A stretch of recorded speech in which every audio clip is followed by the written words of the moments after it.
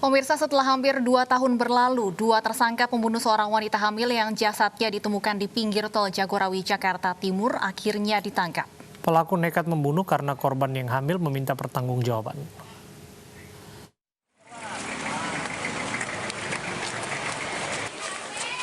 HS dan MQ masih menjalani pemeriksaan intensif usai diringkus anggota kepolisian sektor Makassar dan Polres Metro Jakarta Timur.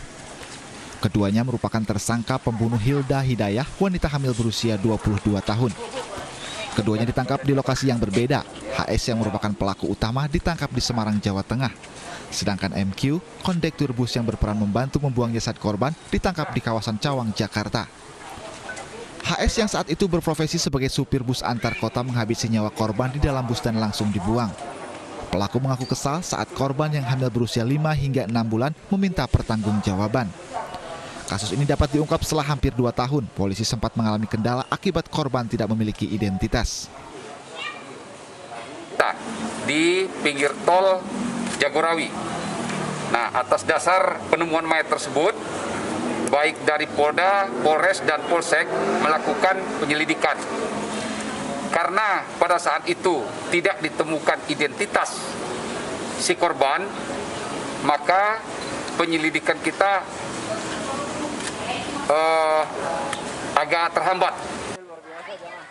Selain itu, petugas juga mengamankan barang bukti berupa pakaian milik korban. Akibat perbuatannya, kedua pelaku dijerat pasal 338 KUHP tentang pembunuhan dengan ancaman hukuman maksimum penjara seumur hidup.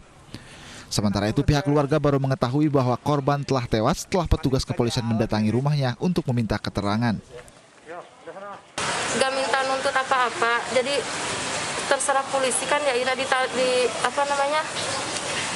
kita serahkan sama yang berwajib aja. Kalau berdoa dari pihak keluarga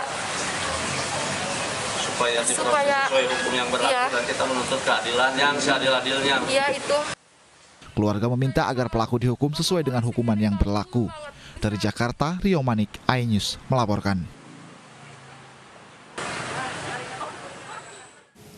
Selengkapnya terkait penangkapan pembunuh wanita hamil di tol Jagorawi sudah bergabung bersama kami Kapolsek Makassar, Jakarta Timur, Kompol Saiful Anwar. Selamat sore, Pak Saiful. Selamat sore, Mbak. Baik, Pak Saiful, apa sebenarnya yang menyebabkan penangkapan pelaku ini membutuhkan waktu yang cukup lama, lebih dari 1 tahun? Baik, mengingat dulu pada saat penemuan korban, jadi di tubuh korban tidak ditemukan identitas. Sehingga kita pihak penyidik sangat kesusahan untuk menyidiknya, mengingat identitas korban tidak ada. Demikian, Mbak. Barang bukti apa yang menguatkan bahwa 2 pelaku inilah yang bertanggung jawab atas pembunuhan wanita hamil yang dibuang mayatnya di jalan tol, Pak? Jadi yang pertama, ada pengakuan dari tersangka kedua, yaitu kenek dari tersangka utama. Jadi mengakui bahwa si kenek ini pernah membantu pelaku untuk membuang jenazah korban atau menguburkan jenazah korban di pinggir tol, di tol Jagorawi. Demikian, Kak. Apa peran dari masing-masing pelaku, Pak Saiful? Baik, untuk pelaku yang kedua atau yang keneknya itu membantu membawa korban sehingga menguburkan korban pada tengah malam di pinggir tol itu, Mbak. Untuk yang tersangka pertama, itu dia memukul korban dan mencekik korban hingga tewas. Mungkin, Mbak. Oke, motifnya apakah semata-mata hubungan asmara di balik ini, Pak? Betul. Yang pertama, untuk motif itu si korban ini meminta pertanggungjawaban agar dikawini atau dinikahi. Kemudian untuk istri korban diminta diceraikan. Nah, si tersangka sendiri tidak mau baik menyeraikan istrinya maupun menikahi. Sehingga si korban setiap bertemu selalu marah. Sehingga pada saat malam itu ditemui di dalam bis, marah dan hilap si tersangka hingga dipukul dan tewas. Apakah pelaku ini sempat menyembunyikan diri, Pak, mengingat waktu penangkapan cukup lama dari waktu kejadian?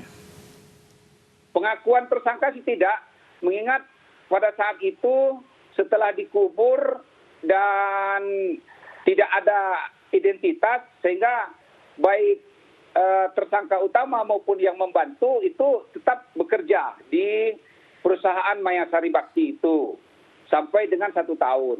Kemudian setelah itu resign dari Mayasari Bakti dan bekerja di ekspedisi itu, Mbak.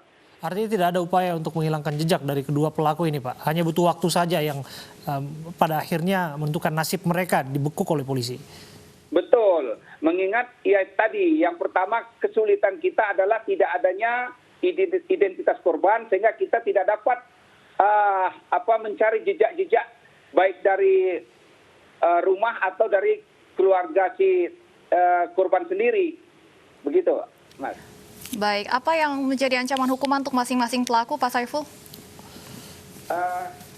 Saat ini kita kenakan pasal berlapis. Yang pertama, pasal 338, kemudian diuntukkan 340, kemudian ada lagi pasal mengingat dia tahu ini si korban ini sudah hamil, tetap dibunuh juga. Nanti kita akan koordinasi dengan PPA.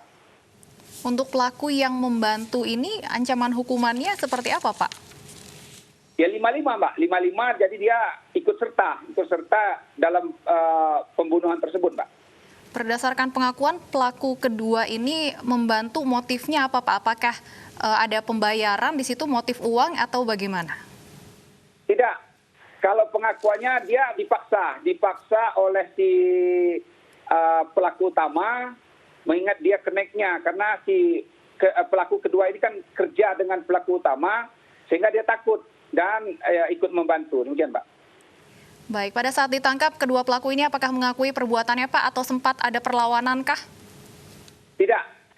Mengingat yang pertama kita dapat informasi dari warga yang tersangka kedua ini kan dia yang bercerita di masyarakat bahwa dia pernah membantu seseorang untuk membuang mayat wanita di pinggir tol.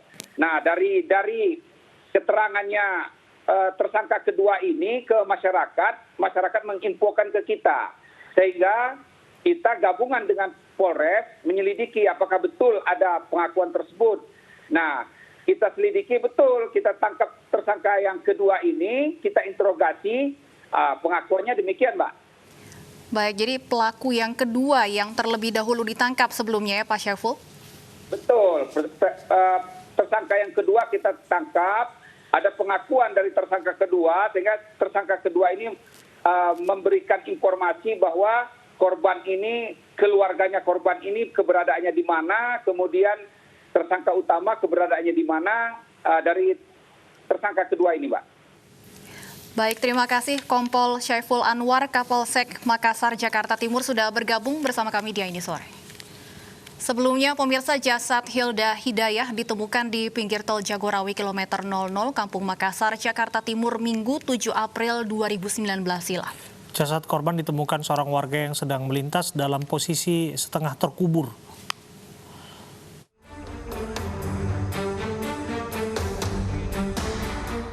Setelah mendapat laporan dari warga, petugas kepolisian dari Polsek Kampung Makassar, Jakarta Timur mengolah tempat kejadian perkara kasus penemuan jasad wanita yang dibuang di pinggir tol Jagorawi kilometer 00 Jakarta Timur.